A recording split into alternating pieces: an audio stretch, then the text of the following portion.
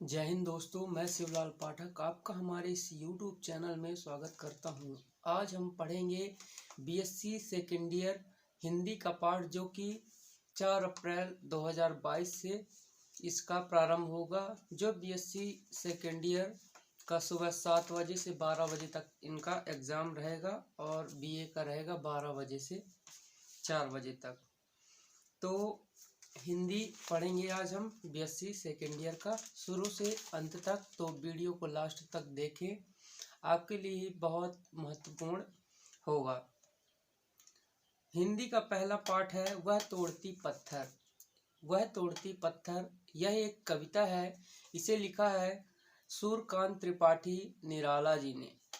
इसके बाद दूसरा पाठ है दिमागी गुलामी। यह एक निबंध है जिसे लिखा है राहुल सांकृत्यायन ने। तीसरा पाठ है वर्ण विन्यास, जिसके अंतर्गत स्वर, व्यंजन, वर्गीकरण, उच्चारण, स्थान आदि बताया गया है। इस पाठ को लिखा है डॉक्टर विष्णुनाथ प्रसाद मिश्र ने। इसके बाद इकाई 2 का है पहला पाठ है नारीत्व का अभिशाप। नारीत्व का अभिशाप इसे लिखा है महादेवी वर्मा ने, जो कि छायावादी कवि हैं। यह एक निबंध है। दूसरा पाठ है चीफ की दावत। यह एक कहानी है। इसे लिखा है भीष्म साहनी ने। तीसरा पाठ है विराम चिन्ह। यह एक संकलित है, यानी इसमें नाम नहीं बताया गया कि किसने लिखा है। इकाई 3 में पहुंच जाते हैं। इसका पहला पाठ है चली फगुनहट बौरेआम। यह एक ललित निबंध है। इसे लिखा है विवेकी राय ने। दूसरा इंद्रधनुष का रहस्य। इंद्रधनुष का रहस्य यह एक वैज्ञानिक लेख है। इसे लिखा है डॉक्टर कपूरमल जैन ने।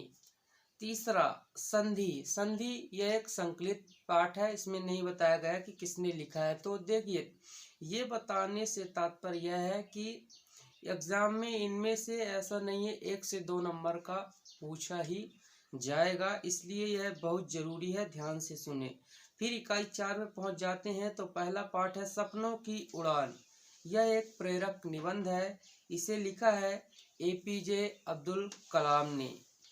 दूसरा पाठ है हमारा सौरमंडल। यह एक संकलित है। इसे भी नहीं पता कि किसने लिखा है। तीसरा प्रमुख वैज्ञानिक आविष्कार और हमारा जीवन, संकलित। चौथा समाज संरचना और प्रकार। यह भी एक संकलित है। इकाई 5 हिंदी भाषा। तो इसका पहला पाठ है शिकागो व्याख्यान, जो कि स्वामी विवेकानंद जब अमेरिका गए थे तो उसी के बारे में है। यह एक क्या है, व्याख्यान है। इसे स्वामी विवेकानंद ने लिखा है। दूसरा पाठ है धर्म और राष्ट्रवाद।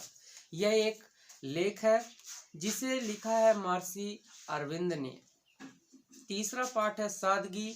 यह एक आत्मकथा है जो कि महात्मा गांधी के द्वारा लिखी गई है। मोहनदास करमचंद गांधी या महात्मा गांधी।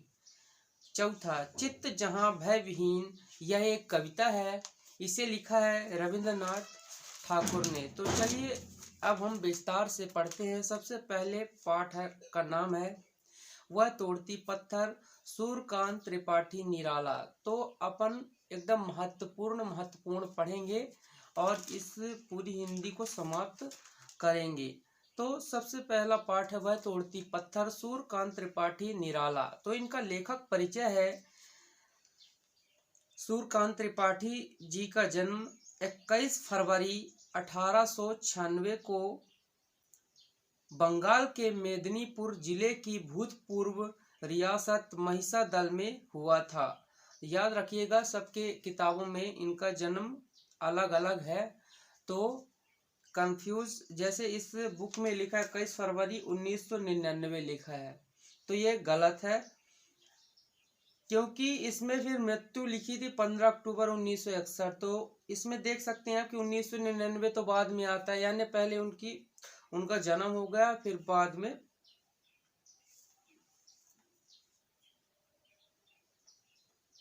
मतलब उनकी मृत्यु पहले हो गई उसके बाद जन्म हुआ, तो ये गलत है।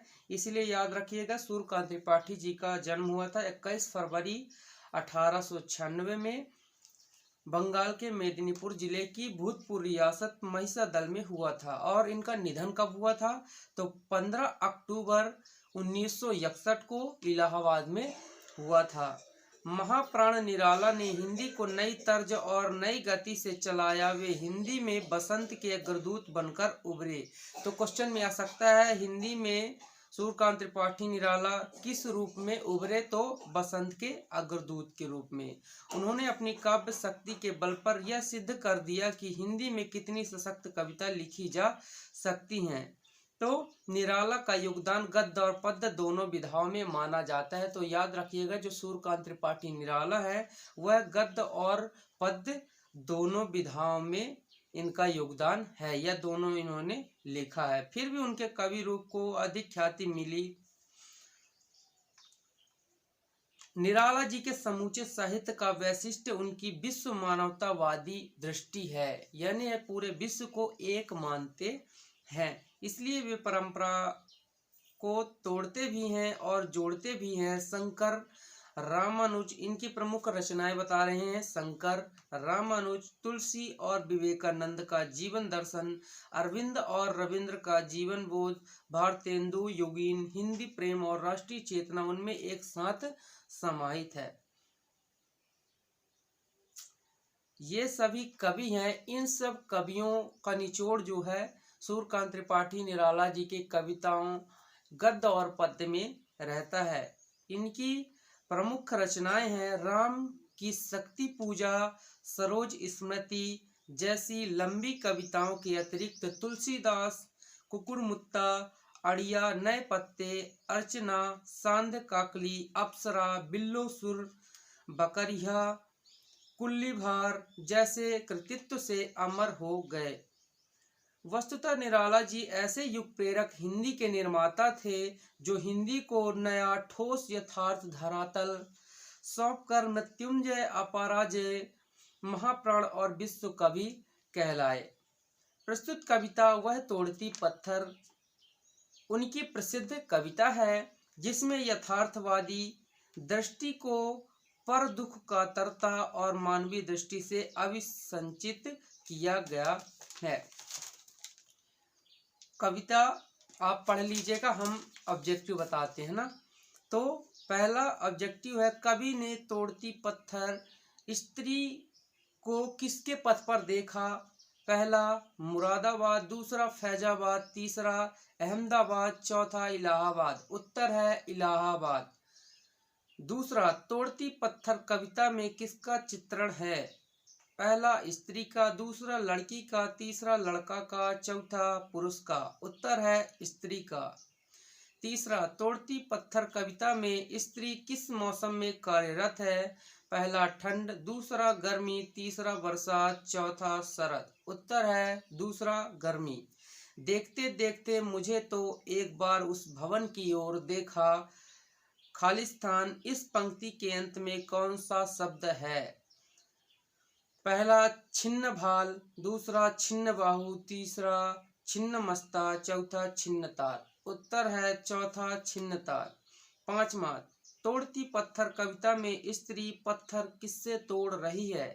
पहला हथौड़े से, दूसरा कुदाली से, तीसरा फावड़े से, चौथा लोहे से। उत्तर है पहला हथौड़े से। इसके बाद इसके क्वेश्चन आंसर आप पढ़ लिएगा, क्योंकि हमें पूरी बुक खत्म करना है, तो मेन सारांश अपन बताते जाएंगे। तो वीडियो बीच में ना छोड़ें, लगातार पूरा देखें। दूसरा पाठ है दिमागी गुलामी। यह एक निबंध है, राहुल सन कृत्यायन ने लिखी है। लेखक परिचय। महापंडित राहुल सन कृत्यायन का जन्म 9 अप्रैल 1893 को हुआ था। कब हुआ था? 9 अप्रैल 1893 को राहुल सन कृत्यायन का जन्म हुआ था। आजमगढ़ के पंदहा गांव में हुआ था। दृढ़ता, विनम्रता, व्यवहारिकता, गतिशीलता, कर्मठता, जीवंतता, साहसिकता, यायावरी वृत्ति, ज्ञान पिपासा, अनुसंधान वृत्ति आदि गुणों से समन्वित उनके विराट व्यक्तित्व का प्रतिबिंब उनका कृतित्व हिंदी साहित्य की अमूल धरोहर है। तो संस्कृत्यायन जी ने जीवन में कई रंग बदले। वे कभी साधु हुए, कभी गृहस्थ, कभी सनातन धर्मी, तो कभी आर्य समाजी। आर्य समाज से बौद्ध धर्म और बौद्ध धर्म से मानव धर्म की ओर उन्मुख हुए। प्रकृति विरोधी सामाजिक बंधनों को उन्होंने कभी स्वीकार नहीं किया। यानी जो राहुल संकृत्यायन थे वो घुमक्कड़ी प्रकार के थे और बौद्ध धर्म से वह बहुत प्रभावित थे। तो संकृत्यायन जी की सृजनात्मक कृतियों ने पुरातत्ववेत्ता, इतिहासकार, दार्शनिक, अर्थशास्त्री और भाषा शास्त्री के रूप में उनकी पहचान कराई। वे लगभग 36 भाषाएं जानते थे। तो क्वेश्चन में आ सकता है कि राहुल संकृत्यायन कितनी भाषाएं जानते थे, तो 36 भाषाएं। वे प्राचीन भारतीय वाग्मय विशेषकर संस्कृत, पाली, प्राकृत भाषा के प्रमुख मर्मज्ञ और बौद्ध साहित्य के प्रकांड विद्वान थे। राहुल जी कलम के साथ साथ स्वतंत्रता संग्राम के कर्मठ सेनानी व जन नेता भी थे। हिंदी के प्रबल पक्षधर। राहुल जी की दृष्टि में हिंदी का विरोध भारतीय एकता का विरोध था। उनकी विचार सरणी बुलगा से गंगा तथा ऋग्वेद से लेकर अब तक के विविध ऐतिहासिक चरणों में संचरित हुई। भारतीय साहित्य, संस्कृति व इतिहास में उनका व्यक्तित्व एवं कृतित्व अनुकरणीय होगा।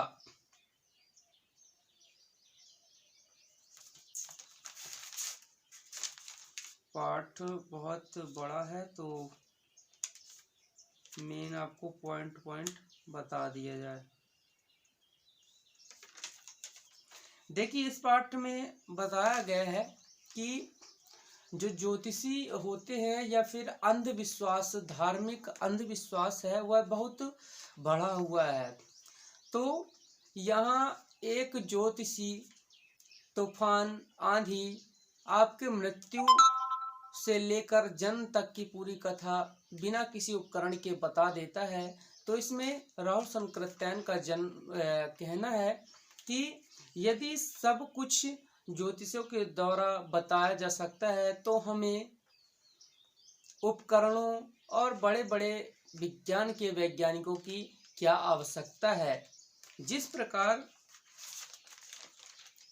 एक इसमें कहानी है, उसे हम आपको सुना देते हैं तो आपके समझ में आ जाएगा।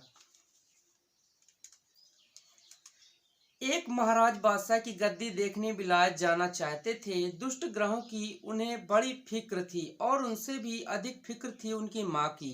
एक ज्योतिषी जी ने आकर मेष मिथुन गिनकर महाराज को भी संतुष्ट कर दिया कि कोई ग्रह खिलाफ नहीं है, और माँ को भी खम ठोक कर कह दिया कि महाराज को कोई अनष्टी नहीं है, मैं जिम्मेवारी लेता हूँ। सब लोग प्रसन्न हो गए। ज्योतिषी जी को 5000 रुपये मिले। भला इतना सस्ता जिंदगी का बीमा कहीं हो सकता है? ऐसा होने पर एक और फायदा होगा। हर एक प्रांतीय सरकार में एक सरकारी ज्योतिषी और 10-5 सहायक ज्योतिषी होने पर मंत्रियों और पदाधिकारियों को भी ज्योतिषियों के पीछे गली गली की खाक न छाननी पड़ेगी।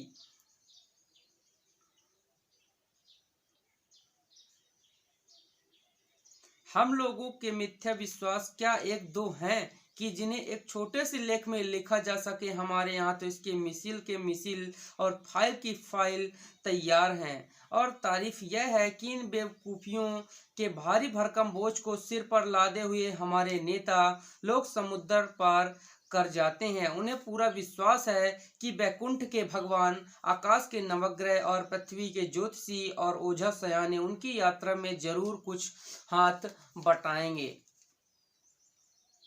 अभी तक शिक्षित लोग फलित ज्योतिष को झूठ समझते थे, लेकिन उसके भी काफी अधिक हिमायती हो चले हैं। वह इसे पक्का विज्ञान मानते हैं। ज्योतिषियों को भविष्यवाणी को छापने के लिए हमारे अखबार एक दूसरे से होड़ लगा रहे हैं। 27 अगस्त की सर्चलाइट एक ज्योतिषी महाराज की मौसम संबंधी भविष्यवाणी को एक प्रधान पृष्ठ पर स्थान देती है। फिर पूना में लाखों रुपए खर्च करके इसके लिए यंत्र और विशेषज्ञ रखने की क्या जरूरत है? यहाँ पर लेखक ने तर्क दिया है कि जब सब कुछ हमारे कम मूल्यों में हमारे ज्योतिषी इतना बड़े काम कर सकते हैं, तो हमें इतने पैसे देकर बड़े बड़े वैज्ञानिकों, यंत्रों को रखने की क्या ज़रूरत है? स्वदेशी का जमाना है, इन्होंने कांग्रेस पर करारा तर्क दिया कि कांग्रेस का मंत्रिमंडल भी हो गया है। ज्योतिषियों को चाहिए कि एक बड़ा सा डेपुटेशन लेकर प्रधानमंत्रियों से मिले। उनको विश्वास रखना चाहिए कि कांग्रेस के 6 प्रांतों में ऐसे मंत्री बहुत कम ही होंगे जिनका ज्योतिष में विश्वास न होगा। ज्योतिषी लोग देश सेवा के ख्याल से अपना वेतन कम करने को तैयार होंगे। इनका कहना है कि ज्योतिषी लोग तो पैसा भी कम लेंगे, कम पैसे में अपने देश की सेवा करते हुए वह सब कुछ बता सकते हैं। वह बता सकते हैं कि कब तूफान आने वाला है, कब बरसात होगी, कब और भूत प्रेत और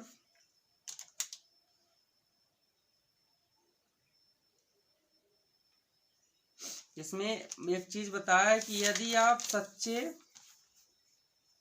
नेता बनना चाहते हैं, यदि कोई आदमी राष्ट्रीय नेता रहना चाहता है और साथ ही अपने जाति भाइयों की घनिष्ठता को कायम रखना चाहता है, तो या तो वह ईमानदार नहीं रहेगा या उसे असफल होकर रहना पड़ेगा। यानी यदि आप राष्ट्रीय नेता या कोई अच्छा नेता बनना चाहते हैं तो उसमें आपको जरूरी है कि अपने घर से, भाईचारे से आपको अधिक घनिष्ठता नहीं रखनी चाहिए। यदि आप घनिष्ठता अधिक रखते हैं तो या तो आप अच्छे नेता नहीं बन पाएंगे या फिर आप बेईमान या ईमानदार नेता नहीं होंगे। इसलिए अपनी जाति के साथ घनिष्ठता रखकर कैसे दूसरी जाति का विश्वास पात्र कोई हो सकता है। मंत्रियों को तो खासतौर से सावधान रहना पड़ेगा क्योंकि जाति भाइयों की घनिष्ठता उन्हें आसानी से बदनाम कर सकती है। मेरी समझ में प्रांत के लिए, राष्ट्र के लिए, कांग्रेस के लिए और व्यक्तिगत तौर से नेताओं के लिए अच्छा यही है कि हर एक प्रधान नेता तुरंत से तुरंत अपने लड़के लड़कियों, भतीजे भतीजियों अथवा भांजा भांजियों या नाती नातिनियों में से कम एक की शादी जाति पाति तोड़कर दिखला दे, जैसा कि महात्मा गांधी जी और राम गोपालाचारी ने करके दिखाया। आंख मूंदकर हमें समय की प्रतीक्षा नहीं करना चाहिए। हमें अपनी दास्ता की बेड़ी की एक एक कड़ी को बेदर्दी के साथ तोड़कर फेंकने के लिए तैयार होना चाहिए। बाहरी क्रांति से कहीं ज्यादा जरूरत मानसिक क्रांति की है। हमें दाहिने बाएं, आगे पीछे, दोनों हाथ नंगी तलवार नचाते हुए अपनी सभी रूढ़ियों को काटकर आगे बढ़ना चाहिए। क्रांति प्रचंड आग है। क्वेश्चन में आ सकता है क्रांति क्या है, तो क्रांति प्रचंड आग है। वह गांव के एक झोपड़े को जलाकर चली नहीं जाएगी, वह उसके कच्चे पक्के सभी घरों को जलाकर खाक कर देगी और हमें नए सिरे से नए महल बनाने के लिए नींव डालनी पड़ेगी। अब हम आ जाते हैं इसके ऑप्शन में। पहला, दिमागी गुलामी निबंध के लेखक कौन है? पहला, हजारी प्रसाद द्विवेदी। दूसरा, बाल मुकुंद गुप्त। तीसरा, सरदार पूर्ण सिंह। चौथा, राहुल शंकरत्यायन। उत्तर है चौथा, राहुल शंकरत्यायन। दूसरा, राहुल शंकरत्यायन का जन्म हुआ था पहला 9 अप्रैल 1894, दूसरा 9 अप्रैल 1895, तीसरा 9 अप्रैल 1893, चौथा 9 अप्रैल 1892। उत्तर है तीसरा 9 अप्रैल 1893। तीसरा, राहुल शंकरत्यायन का समूचा जीवन बीता। पहला, समाज सुधार में। दूसरा, वाद विवाद में। तीसरा, धर्म साधना में। चौथा, घुमक्कड़ी में। उत्तर है चौथा, घुमक्कड़ी में। चौथा, राहुल शंकरत्यायन प्रभावित थे पहला, शैव दर्शन से। दूसरा, हिंदू दर्शन से। तीसरा, बौद्ध दर्शन से। चौथा, जैन दर्शन से। पांचवा, दिमागी गुलामी प्रतीक है, तो उत्तर कौन सा अपना? तीसरा, बौद्ध दर्शन से। पांचवा, दिमागी गुलामी प्रतीक है पहला, अंग्रेजों की गुलामी का। दूसरा, पराधीनता का। तीसरा, धार्मिक अंधविश्वास का। चौथा, अपने देश भारत और उसके पिछड़े सामाजिक जीवन का। तो उत्तर है धार्मिक अंधविश्वास का। तो चलिए दोस्तों, इस वीडियो के लिए बस इतना ही। यदि आपको वीडियो अच्छा लगा हो तो वीडियो को लाइक करें। यदि कोई कंफ्यूजन हो तो कमेंट करें और study and motivational and fitness related video के लिए हमारे चैनल को सब्सक्राइब करें। जय हिंद।